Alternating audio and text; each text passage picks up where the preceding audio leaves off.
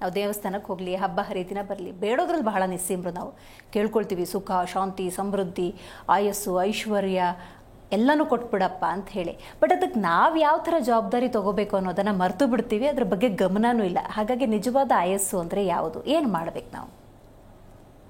ಸರಿ. ಓಂ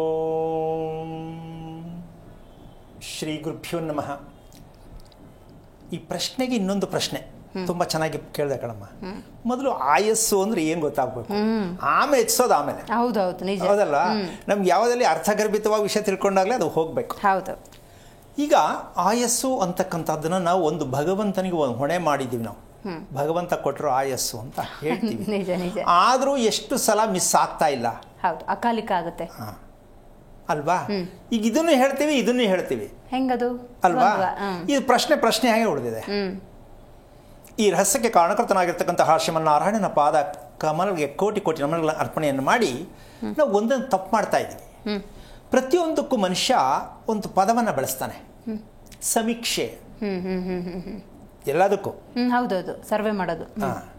ಈ ಸಮೀಕ್ಷೆ ದೇಹದ ಬಗ್ಗೆ ಆಗಿದೆಯಾ ಅನ್ನೋದು ಈ ಆಯಸ್ಸಿನಲ್ಲಿ ಇರ್ತಕ್ಕಂಥ ರಹಸ್ಯ ಯಾವುದು ಅಂದ್ರೆ ದೇಹದ ಸಮೀಕ್ಷೆ ಆಗಿದೆಯಾ, ಆಗುತ್ತಿದೆಯಾ, ಏನು ಹೇಳ್ಬೋದಮ್ಮ? ಆಗ್ತಾ ಇದೆಯಾ ದೇಹದ ಬಗ್ಗೆ ಸಮೀಕ್ಷೆ? ಇಲ್ಲ ಇಲ್ಲ. ಮತ್ತೆ ಆಯಸ್ಸು ಹೆಂಗಾಗತ್ತದು? ಯಾರೋ ಹೇಳಿದ್ದು, ಯಾರೋ ಬರೆದಿದ್ದ ನೀನು ಒಪ್ಕೊಳ್ಳೋದಾದ್ರೆ, ಆಯಸ್ಸು ಅನ್ನೋದನ್ನ ಯಾರೋ ಬರೆದ್ರು ನಿನಗೆ ಪರಮಾಯಸ್ಸು ಅಂತ, ಅದು ಗಟ್ಟಿ ಗ್ಯಾರಂಟಿ ಆಗಿಲ್ಲ. ನಾವೇ ತಿಳ್ಕೊಂಡು ಒಬ್ಬ ಮನುಷ್ಯ 100 ವರ್ಷ ಇರ್ತಾನೆ, ನಮ್ಮ ಭಾವನೆ, ಕಲ್ಪನೆಗೆ, ಖುಷಿಗೆ ಅದು ಆಗಿಲ್ಲ. ಬೇರೆಯವ್ರು ಹೇಳಿದ್ದು ಆಗಿಲ್ಲ. ಮತ್ತು ಇದ್ರ ಮಧ್ಯೆ ನಾವು ಮಾಡಬೇಕಾಗಿದ್ದು ತಪ್ಪು ಸರಿ ಯಾವುದು ಅಂತ ತಿಳ್ಕೊಳ್ಬೇಕಾಗಿರ್ತಕ್ಕಂತಹ ವಿಚಾರ ಇದೆಯಲ್ಲ, ಇದು ಅತಿ ಮುಖ್ಯವಾದ ವಿಷಯ. ನಮ್ಮ ದೇಹದ ಬಗ್ಗೆ ನಮ್ಮ ಸಮೀಕ್ಷೆ ಆಗಲೇಬೇಕು ಅಂತಕ್ಕಂಥದ್ದಕ್ಕೆ ಒಂದು ಸಣ್ಣ ಉದಾಹರಣೆ ಕೊಡ್ತೀನಿ. ಏನಾಗಬೇಕು ಸಮೀಕ್ಷೆ? ಉದಾಹರಣೆ ಕೊಡಬೇಕಾದ್ರೆ, ಯಾವುದೇ ಒಂದು ದೇಹದಲ್ಲಿ ಈ ಸೊಂಟ ನೋವು ಅಂತಕ್ಕಂಥದ್ದು ದೊಡ್ಡ ವಿಶೇಷ ಏನಲ್ಲ, ಸರ್ವೇ ಸಾಮಾನ್ಯವಾಗಿ ಇರುತ್ತೆ. ಸೊಂಟ ನೋವು ಇರುತ್ತೆ. ಇದನ್ನ ಬ್ರಾಕೆಟ್ ಅಲ್ಲಿ ನಡುಮನೆ ಅಂತ ಬಾಡೋ ಭಾಷೆಯಲ್ಲಿ ಮಾತಾಡ್ತೀವಿ.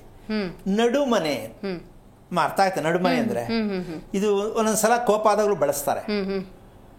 ಇದನ್ನ ಈ ನಡುಮನೆಗೂ ಈ ಸೊಂಟ ನೋವಿಗೂ ಇರ್ತಕ್ಕಂತಹ ಸಮೀಕ್ಷೆಯ ಬಲಾಬಲಗಳನ್ನು ನಾವು ಗಮನಿಸ್ತೇ ಇರುವ ಕಾರಣ, ಮನೆಯಲ್ಲಿರ್ತಕ್ಕಂಥ ಭಾಗ ನಮ್ಮ ದೇಹದಲ್ಲಿರ್ತಕ್ಕಂಥ ಭಾಗವನ್ನ ಗಮನಿಸದೇ ಇರುವ ಕಾರಣ ನಮ್ಮ ಆಯಸ್ಸಿಗೆ ನಮಗೆ ಯಾವ ಕಾರಣಕ್ಕೂ ನಂಬಿಕೆ ಇಲ್ಲ.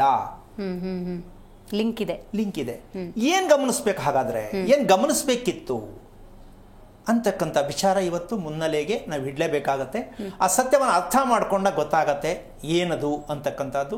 ನಮ್ಮ ಕೈಯಾರ ನಾವೇ ಆಯಸ್ಸನ್ನ ಕಡಿಮೆ ಮಾಡ್ಕೊಳ್ತಕ್ಕಂಥದ್ದನ್ನ ಮಾಡ್ತಾ ಇದ್ದೀವಿ ಹೊರತು, ನಮ್ಮ ಆಯಸ್ಸು, ದೇಹದ ಆಯಸ್ಸನ್ನ ನಾವೇ ಕಡಿಮೆ ಮಾಡ್ಕೊಳ್ಳೋದಕ್ಕೆ ಪ್ರಯತ್ನ ಪಡ್ತಾ ಇದ್ದೀವಿ ಹೊರತು ಪ್ರತಿದಿನ ಜಾಸ್ತಿ ಮಾಡ್ಕೋಬೇಕು, ಜಾಸ್ತಿ ಬೇಕು ಅಂತ ಕೇಳ್ತೀವಿ, ಆದ್ರೆ ಕಡಿಮೆ ಮಾಡ್ಕೋತಾ ಇದ್ದೀವಿ ಅಂತ ನಮ್ಗೆ ಗೊತ್ತಾಗಿಲ್ಲ. ಅದನ್ನ ಇವಾಗ ಸ್ವಲ್ಪ ಕೆಲವು ಸಾಧ್ಯವಾದಷ್ಟು ವಿಸ್ತಾರವಾಗಿ ಹೇಳೋದಕ್ಕೆ ಪ್ರಯತ್ನ ಪಟ್ರೆ ಎಷ್ಟು ಜನಕ್ಕೆ ಅರ್ಥ ಆಗತ್ತೆ ಆಗಲಿ. ನಮ್ಮ ಪ್ರಯತ್ನ ನಾವು ಮಾಡೋಣ. ಏನ್ ಮಾಡ್ಬೇಕು ಹಾಗಾದ್ರೆ ಅಂತಕ್ಕಂತಹ ಒಂದು ಲೆಕ್ಕಾಚಾರಕ್ಕೆ ಒಂದು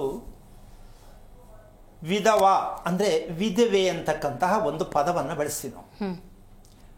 ಅದು ವಿಧವೆ ಹಾಗೇ ಇರಬೇಕು ಅಂತಿಲ್ಲ.